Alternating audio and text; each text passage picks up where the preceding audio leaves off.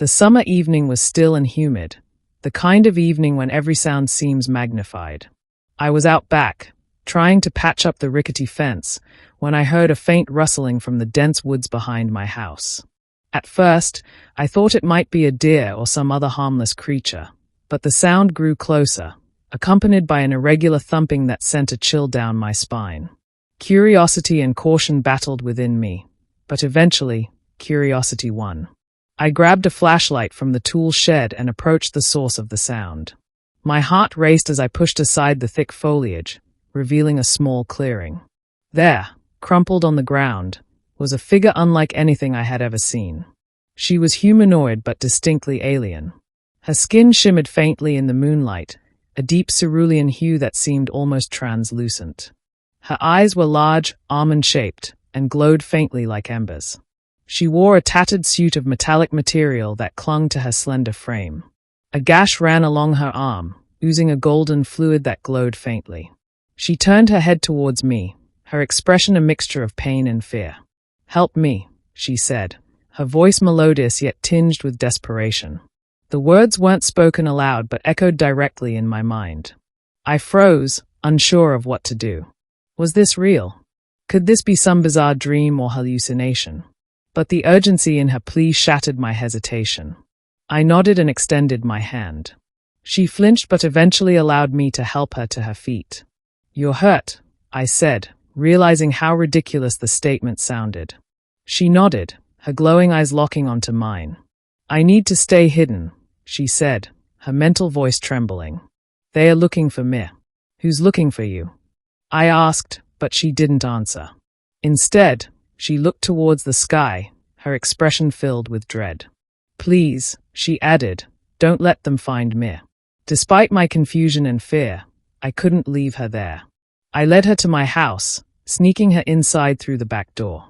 Once inside, I seated her on the couch and fetched the first aid kit. She examined the contents with curiosity but seemed uncertain how to use them. "Here, let me," I said, carefully cleaning her wound. The golden fluid smelled faintly of metal and flowers, an oddly pleasant scent. As I bandaged her arm, her breathing slowed, and she seemed to relax slightly. "Thank you," she said, her mental voice softer now. "My name is Lira." "I'm Sam," I replied. "Why are they after you?" Lira hesitated, her gaze dropping to the floor. "I'm a fugitive," she admitted. "I disobeyed orders to destroy this planet." Her words hit me like a thunderclap. "Destroy the planet?" I echoed, my voice rising in shock.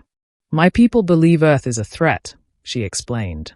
"Your species' rapid technological growth and violent tendencies worry them. I was part of a reconnaissance team sent to evaluate your civilization. But when I saw the beauty of this world, the resilience and kindness in some of its people, I couldn't follow through." Her words stirred a mix of emotions within me. Fear, gratitude, and a deep sense of responsibility. "So, what now?" I asked. "Now," she said, "I hide. And I hope they don't find me before I can find a way to convince my people to reconsider." The days that followed were surreal. Lira stayed hidden in my basement, and I did my best to keep her presence a secret. She was fascinated by Earth's culture, poring over books and watching old movies. In return, she shared glimpses of her world, a planet with twin suns, floating cities, and crystalline forests. But our fragile peace was shattered one night when a low hum filled the air. I stepped outside and saw 3 glowing orbs hovering over the woods. Lira appeared beside me, her face pale. "They found me," she said, her voice trembling. "Sam, you need to leave." "I'm not leaving you," I replied firmly. "What can we do?" Lira hesitated, then pulled a small device from her suit. "This is a beacon," she explained. "It'll overload their sensors and give us time to escape. But we need to move fast." We ran into the woods as the hum grew louder, the orb's light cutting through the darkness like searchlights. Lira activated the beacon, and a blinding flash lit up the sky. The orbs faltered, their lights flickering, and we took the opportunity to flee deeper into the forest. "Where are we going?" I asked, breathless.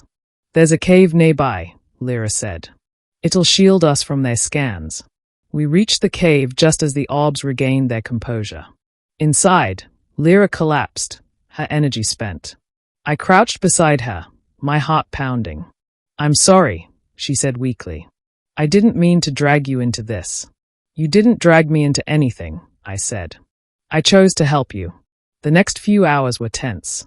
The hum of the orbs grew fainter, and eventually, silence returned.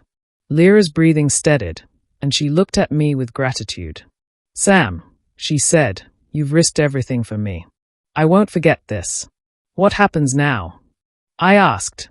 "Now, I must leave," she said. "If I stay, they'll never stop hunting me." Tears welled in my eyes as I realized what she meant. "Will I ever see you again?" Lyra placed a hand on my cheek, her touch warm and comforting. "Perhaps," she said. "But no matter what, I'll always remember you." She stood and activated another device, this one projecting a swirling vortex of light. "This will take me far from here," she explained. "Far enough to stay safe." I nodded, swallowing the lump in my throat. "Goodbye, Lira." "Goodbye, Sam," she said, stepping into the vortex. In an instant, she was gone, leaving behind only the faint scent of flowers and metal. The following weeks were strange. The woods were quiet, and the orbs never returned. Life slowly returned to normal, but a part of me felt irrevocably changed. I kept her secret, just as I had promised, and in doing so, I carried the weight of her story alone. Years passed, and I often found myself staring at the night sky, wondering if Lira was out there somewhere, looking back. Though our time together was brief, it left an indelible mark on my heart. She had trusted me with her life, and in return, she had shown me the vastness of the universe and the power of compassion. Then one night, years later, as I sat on my porch watching the stars, a familiar hum filled the air. My heart leapt as I turned to see a small, glowing orb descending gently into the clearing. From within the light, a figure emerged, taller, stronger, but unmistakably Lira. "I promised I wouldn't forget," she said, her voice filling my mind once more. I stood, tears streaming down my face. "You came back." She smiled, her glowing eyes filled with warmth. "I did. And I have so much to tell you." As we sat together beneath the stars, I realized that our story was far from over. It was just beginning.